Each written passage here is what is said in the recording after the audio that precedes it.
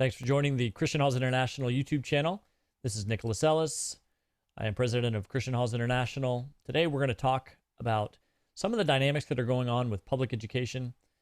Whereas Christian Halls International is focused primarily on the higher education problems, especially through designing microcampus solutions across Brazil and East Africa and now in the States, we're beginning to see some interesting dynamics where public school parents who have traditionally not chosen to homeschool are beginning to pull their kids out, primarily related to the issues of masking and vaccines, and more than even that, just the sense of loss of governance and control over what's happening over their kids.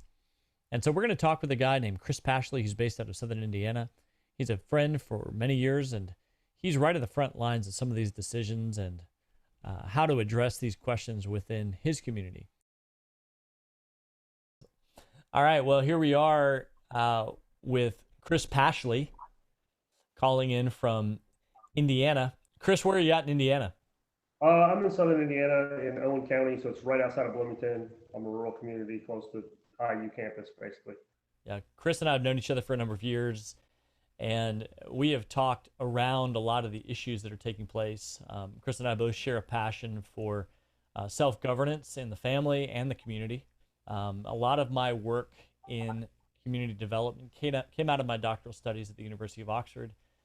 Grew up in Brazil, grew up in low-access communities, very focused on community development, family development, and now education programming within those developing communities. Some of my own background coming out of the University of Oxford, we've started around 200 campuses, micro campuses, all across Brazil to give those families the opportunity of creating educational programming for their own kids. And that's everything from K through 12, dual credit, higher education. I invested heavily in Brazil and then in East Africa. Really over the last 10 years, we've been working hard across those communities, never thinking actually that we would need to come back to the States to solve some of these problems here. And yet in these last few years, we've seen a lot of challenges that are beginning to emerge from our communities. And I want to talk today specifically about what's going on in Indiana. And Chris has boots on the ground there and is seeing the real life implication for questions of authority. Do we just do whatever the local county tells us to do? What are our rights? What are our responsibilities? So Chris, why don't you tell us a little bit about what's going on in Indiana really over the last year and a half? Sure, I lived in Tennessee for 15 years, and our kids went to a private Christian classical school, and it was amazing. And where we lived, the schools were not good, and so that was a great option. And so we very much liked it. And one of the reasons that we were okay with moving back to where I'm from in Southern Indiana was there was a classical charter school that had started, and it ran on the Hillsdale model. And we saw it, we were okay with it. And we're like, okay, that's the sign, that's the opportunity. My wife really did not want to homeschool. And so I had been homeschooled for about half my life, and the other half I'd gone to the local high school, middle school and high school. So anyway, so we moved back, and we had a good few years, and then for us it was mass. When I took my kindergartner into the school at the classical charter, and everyone was in a mask, and he looked at me and said, "Dad, what is going on?" I was like, "I am not throwing my 5-year-old into this. I'm just not going to make him do this." And so right then and there, I told the secretary I was withdrawing my students, and she said, "Send me an email." And went home and told my wife. I didn't even check. I just said, "Hey, our kids are not going to do this, living in a cubicle, plexiglass, being scared, seeing your face is going to kill someone. We're not going to do it." And so I got to take the responsibility of homeschool. And it was without internet where we live. It limited our options, but the options that we had were fine. And we did it. I mean, my kids enjoyed being home. My older kids missed kids, and being everything turned on its head, that was very difficult because can you go here and play? Can you go to the library? I mean, no, all those things were shut down. And so all of the opportunities that we would have had prior as homeschoolers kind of just liquidated. And so this school year, my youngest, who is now in first grade, he does not ever want to go into a normal school system. He loves being homeschooled. He loves that he can go outside, he can get his work done, and he loves that he gets to read at any time he wants. It's just kind of different. My older kids miss their friends. Like that's always going to be there. And so we decided to discuss with the kids what they wanted to do. And my oldest wanted to play football, and so he could start playing middle school football. And I had gone to this school, super rural. I'm aware of all the CRT and stuff that is in schools, but not in my county, not where I live. Because there's 2,000 kids in the school system, and I know 80% of the teachers. Like, there's no way it's there. And so I sent my kids, and my youngest, my daughter, she said she wanted to go to the local school too, and it was going to be difficult to be in different districts and different schedules and stuff. So she said she was fine with it. She has some friends there, and said, okay, I'll go. And instantly, the day before school, they instituted mass, and that put me in a situation where I wasn't going to do it anymore. And I told my daughter as soon as she was ready to not wear a mask, she didn't. And so I decided to go get involved at the local school board. And I had no idea how terrible they were. I had no idea how little action they actually took. And I started getting to see what was actually happening. And it was bad. Like, social emotional learning is in the schools, and they are updating it to teach Marxist propaganda to children.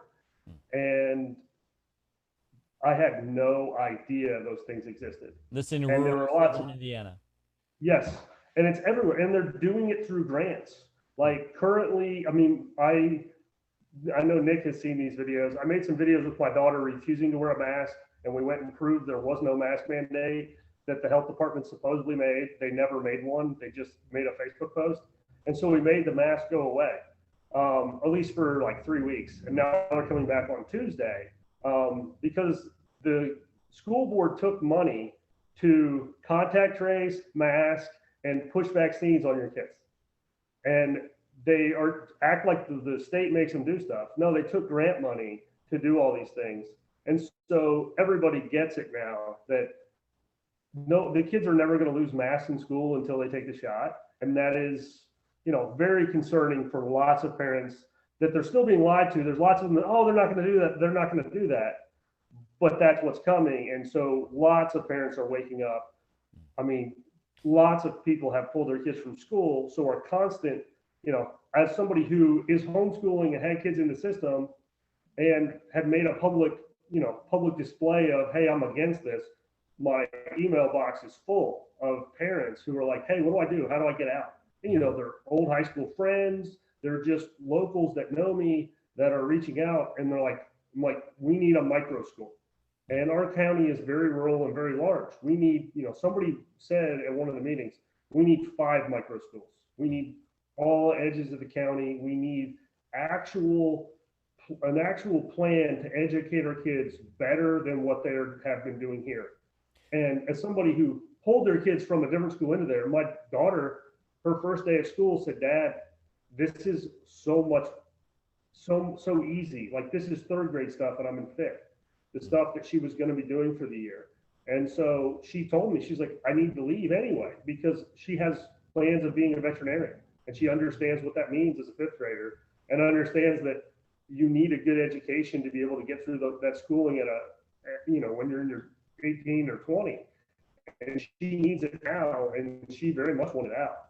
Yeah. And so those are the discussions we're having on the ground of building micro schools, and how do we do that? How can I help people do it? So that's what I'm going to come back to the micro school concept here in just a second, because I thought that's been fascinating. In many ways, parallels what we've been doing with these micro campuses internationally. I did see a video of you at the school board meeting, and I just want to play that real quick and review that. And there's some things that you said there that I thought were really fantastic. And so let me just roll that clip really quick, and then let's discuss it. If we came here to me, that the school board did not know the power that it has. The school board does not work for the governor. The school board does not work for the health departments. The school board, each and every one of you, is elected by the people of Owen County.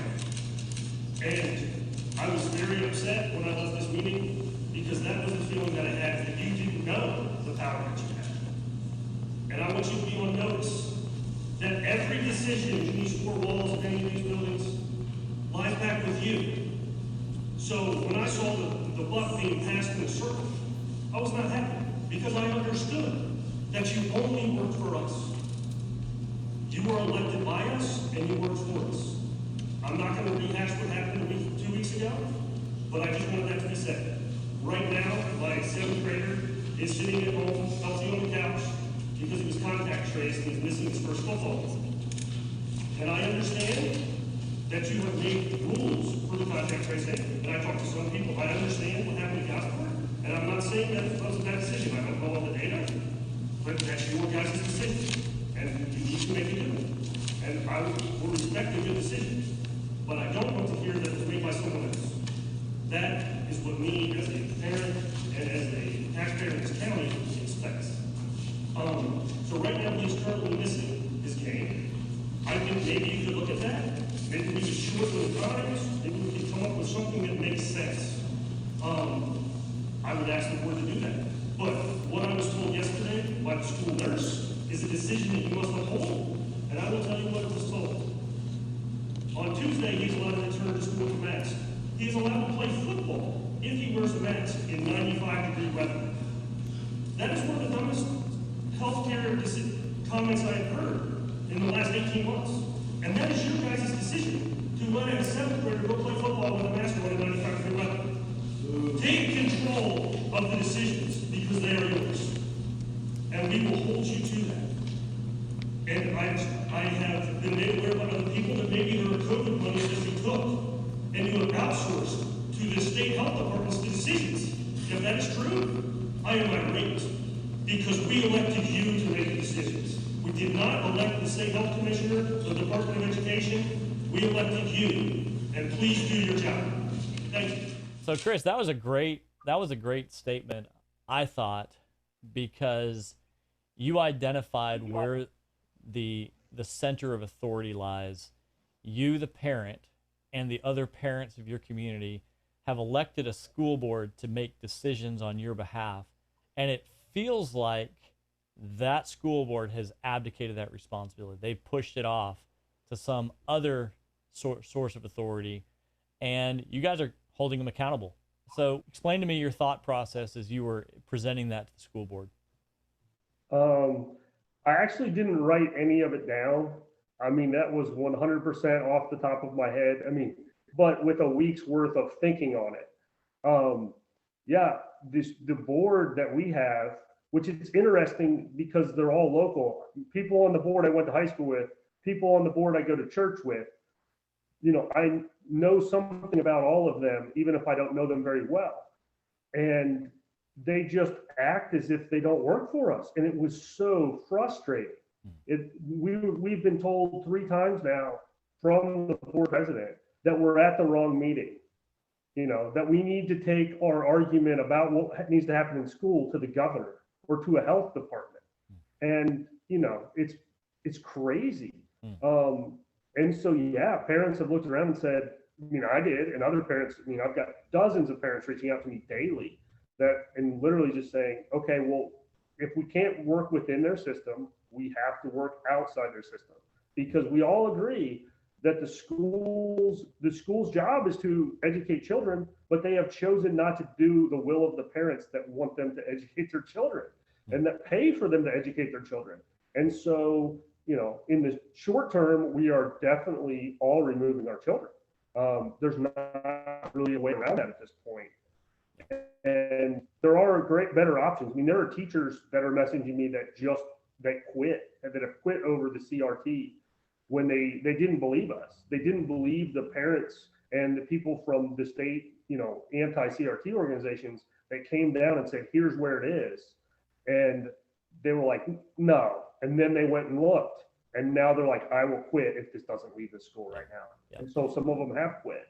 Yeah. And it's great to have them on our side because now it's like people who make a living teaching now still need to make a living and they have that great skill set. Mm. So how are we going to do that? Yeah. And how are we going to make that function? You, the parents, collectively in Bloomington Spencer, have paid for and have delegated authority to a school board to then go and hire teachers to provide education for the kids. Ultimately, they are no longer doing the will of the parents who are hiring those, those teachers are and paying for this entire system. And so it's entirely within the right of the parent to to redelegate authority to say, no, these aren't your kids, school board. They're not yours, they're our kids. And you're no longer doing our will. You're abdicating that to an external source, the governor, the CDC, whatever random source of authority it is. And now's the moment to come back and say, okay, what do we want to do? What alternatives do we have? And it feels like for many, many people outside of kind of the homeschool community that's kind of been doing this since the 80s and 90s, many people feel like they don't have that right or authority. They certainly don't have the know-how. And so that's where I think this concept of the microcampus, the micro school is so fascinating. These pods of parents that have come together to say, well, wait a minute, 100 years ago, there may have only been, 6 family units in a community. And we got together and we educated our kids. So how is it that we've suddenly lost the ability to control and govern the education of our kids just because now there's 500 families in a community? We still have the right, the ability, the authority to do so. We've been doing that in Brazil in a much more challenging environment, basically a Marxist hegemony, where really for the last 30 years, it's utterly illegal to educate your own kids, like throw you in jail. And yet families begin to get together and say, we can't tolerate it anymore. The gender stuff that was coming out in Brazil, the really strong Marxist stuff that was being pushed through the system, the incredibly anti-Christian thought that was being pushed from within that kind of Marxist hegemony, all of that, the parents begin to say, even if I have to go to jail, I can't tolerate this anymore. And so we begin to basically support those campuses, train parents. What does it mean to teach your kids how to write? What does it mean to teach your kids how to read? What are the basic fundamentals of education? And we actually had to open up a publishing house, Classical Press, in Brazil, just to get educational programming out to parents. Guess what, guys? Here in the States, all that stuff exists. We don't have to start from scratch. All this stuff already exists. We've got all the resources, we've got all the books, we've got all the curriculum, all that stuff exists. It feels like in the States, it's a question of willingness to make some decisions, some lifestyle decisions, and to get together and say, we're okay doing something else. So turning our attention, Chris, to that question of the micro school, what does that look like? What are some of the things that we've been seeing, that you've been seeing in your area, that I've been seeing more broadly, that can make that possible? First of all, just the decision to even do a microcampus, to bring together a couple other families and take back governance of this. It feels very different to me than early 80s and 90s, where the mother of a family would say, you know what, I'm going to do this on my own. I'm just going to start teaching. There were no homeschool publishers. There were no online schools. It was very much individual by themselves. And now it feels like there's something different happening. Here in the States, we've gone from about 4 million homeschoolers 2 years ago to over 11 million homeschoolers over the last year and a half. Well, very few of those parents are actually homeschoolers by choice. I mean, they don't know how to homeschool. They're just deselecting out of a system. And they're looking around saying, what do we do? How do we begin to gather together? I'd very much love for my kids to be part of a school or a community, but I'm just not going to send my kids back into that mess. So from what you've been seeing and what you've discussing, what are some of the solutions that are coming together to help those kind of parents take back governance of their kids? Well, one thing I would say, when you reference the early 80s and the homeschool movement then, it's so much different because education is so much different, whether we like it or not, whether we've thought about it. The idea of just data consumption and remembrance and regurgitation no longer matters because of the internet, right? Because what's the capital of Wyoming? If you don't know it, you say, "Hey Siri, what's the capital?" And you know the answer. Right. And so what I'm seeing is a lot of parents talking about a weekly goal, like a weekly get together on, Thursday, Friday. Hey, we're doing science this day. I want to see, based on your age, here's some suggestions of a project to do, right? So if it's science, hey, let's all make a poster board, bring in, the chrysalis that you started from a caterpillar, go through these things and let your kid present them and show them. And these are from people that have no idea about other forms of classical education or anything like that. Like some of it, I hear it sounds, like classical conversations or something, but these people have just come up with this on their own because they see that it's a move to something that their kids need to be able to do. And so that's currently what's being discussed, between 1 and 3 times a week. Sometimes a fun thing, like I think Friday, the one group that started out of this here, the biggest one, has said, we're going to go do a fun, I think they're going to the Sky Zone, like urban air jump around thing, 2 o'clock. So like, we'll call it PE, but also get kids together. And then I think on Wednesday, they're talking about doing some science thing, and you can obviously do that for history and social studies. And there's lots of easy ways to bring that together. And they really just, they want people around them that are doing the same thing. They're not all doing the same curriculum. They're not all doing the same in anything, but they want their kids to understand that they are being educated, and they want affirmation that their kids are learning. Yep. And that's that I think is what the parents really need, is the affirmation more than anything. Yeah. And I'm seeing that there are lots of different ways. You may have an independent homeschool mom that gets together with some other families, kind of more like a co-op, but it's very loose. You have Classical Conversations is a very successful community-based organization. Some people love it, some people don't, but it gives you once a week. You come in, you have tutorials, you follow their curriculum, but it's basically once a week. And then I see this whole university model that's beginning to emerge where that's a little bit more formal. 2 days, maybe 3 days a week, 4 or 5 hours a day with tutorials, and then they go home. So it's technically a homeschool, but it's part of this kind of university model, hybrid model thing. And then all the way up to smaller, basically, informal private schools, low-cost private schools.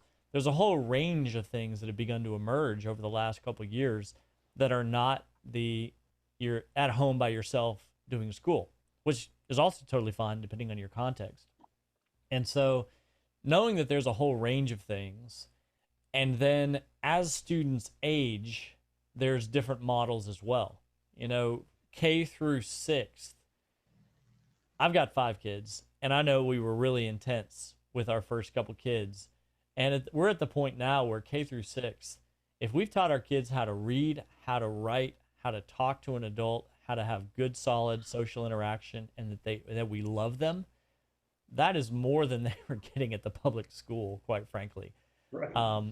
And then it's like here in Texas, you've got about 1 million homeschoolers here in Texas, but that falls off to a couple 100,000 high schoolers, because 10th grade algebra and 11th grade physics and some of these other things that the moms and the dads start to lose confidence in their ability.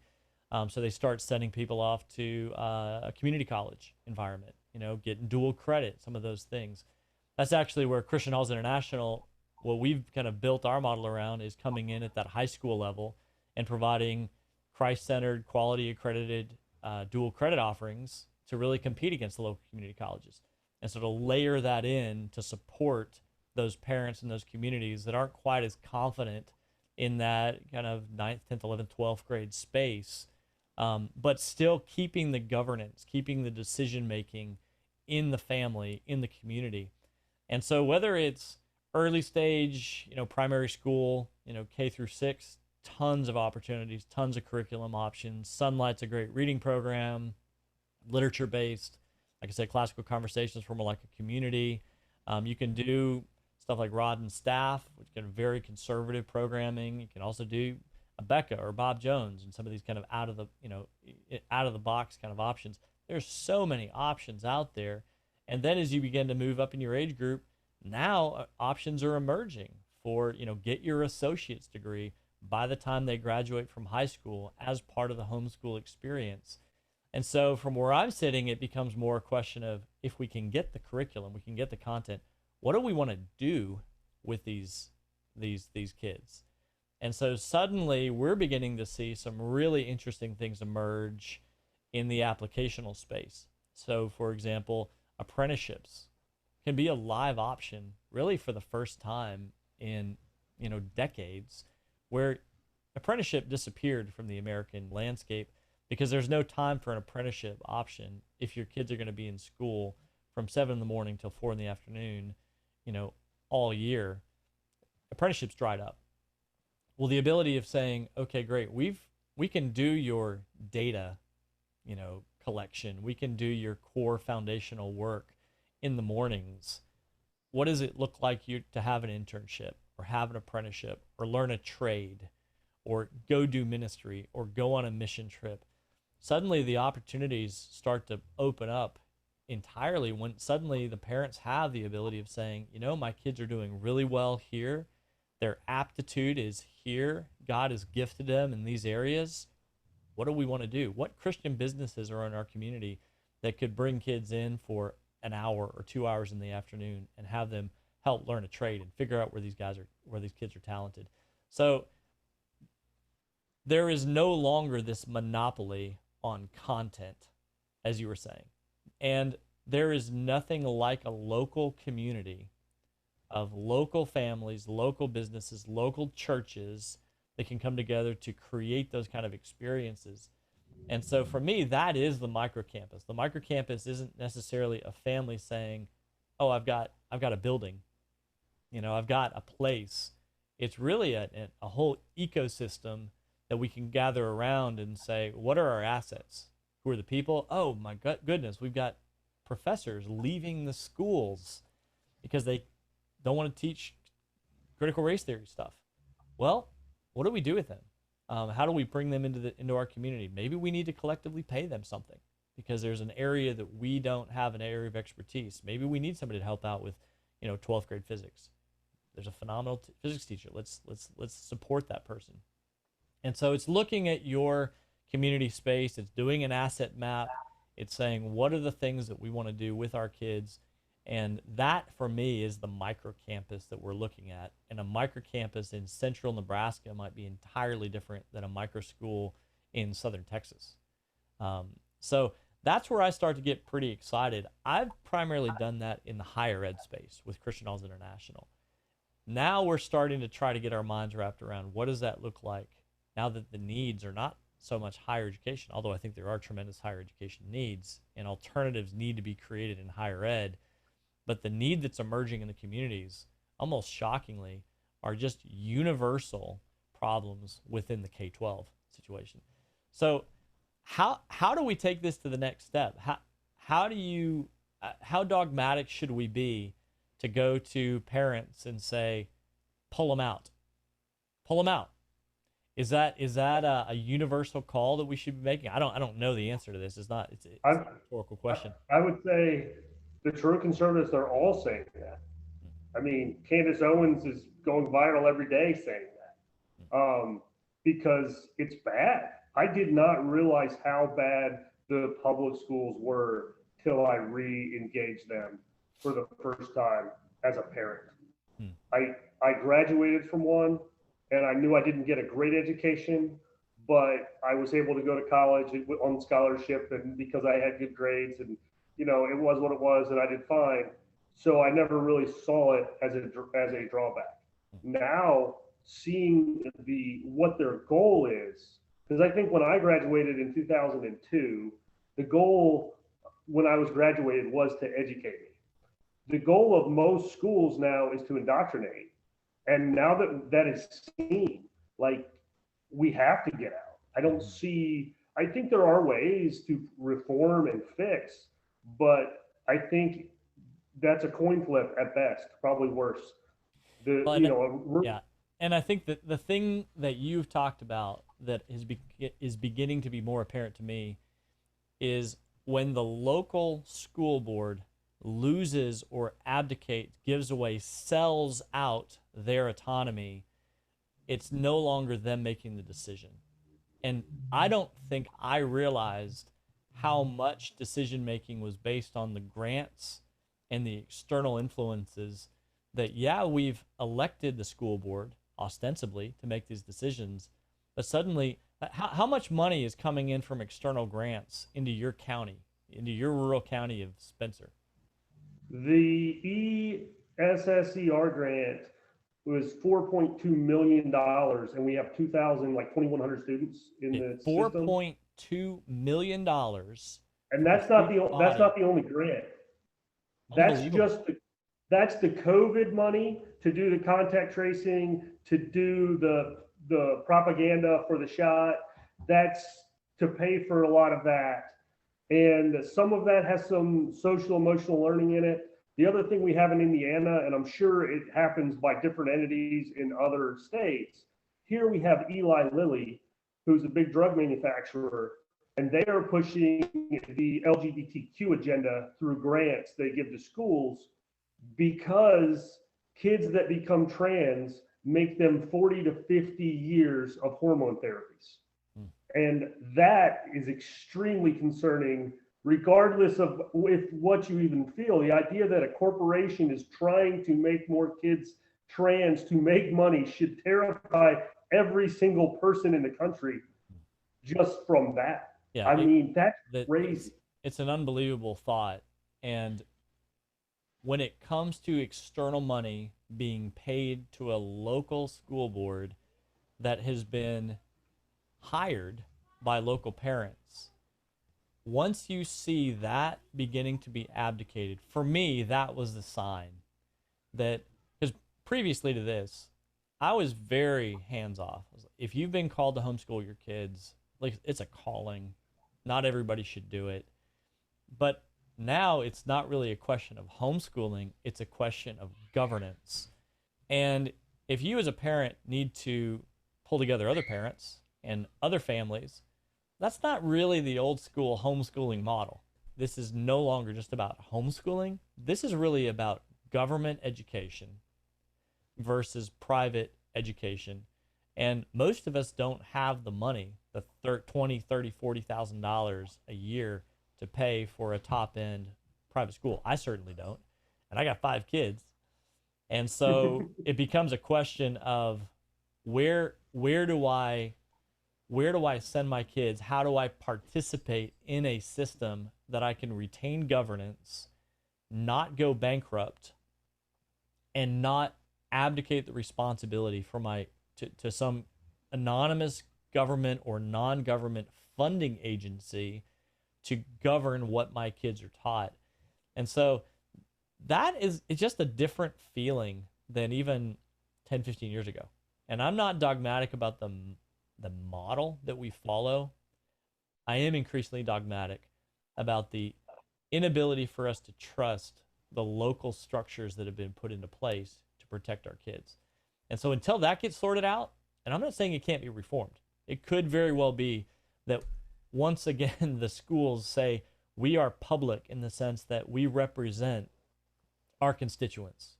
It feels like that is no longer the case.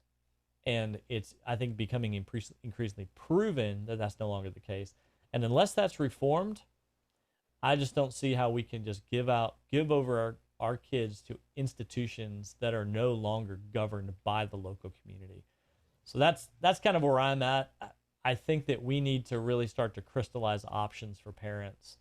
And again, I'm not dogmatic about how we do it, but we do need to begin to say, you can do this. Your kids are not going to suffer academically, sociologically. They're going to thrive. They're going to flourish. We know that they can. I grew up in North Brazil. I grew up in the Amazon jungle, and we did books and classical studies I ended up going to the University of Oxford, got a doctorate from the University of Oxford. Have run ministries and businesses for the last 20 years. And if we can do it from the jungles of the Amazon, I'm sure that we can do it from Spencer, Indiana, with other parents that are aligned with us, and churches and organizations and publishing houses that are ready to support us. So, anyways, Chris, I think we've got to start advocating for and helping our parents understand the options in front of them. Any last thoughts or any final words that you'd have before we close this down? Yeah, I mean, I think you're gonna have to. I think if you don't think you have to right now, you should go look at what's happening, and then you're gonna have to. That was what happened to me. Mm. Yep. Yep. Well, here we are. It's an interesting day. Yep. And I never anticipated that we would get to the day where this might be necessary.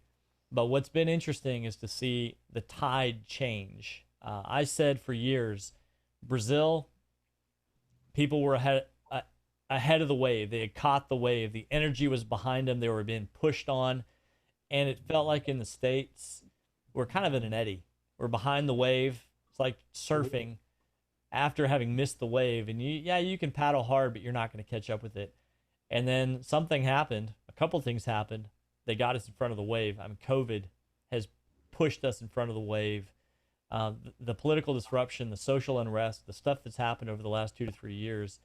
On the one hand, it feels like it's a bad time here in the States, but I've driven well over 100,000 miles this year from community to community, and I've never seen so much energy in rural and urban America with people who are saying it's time.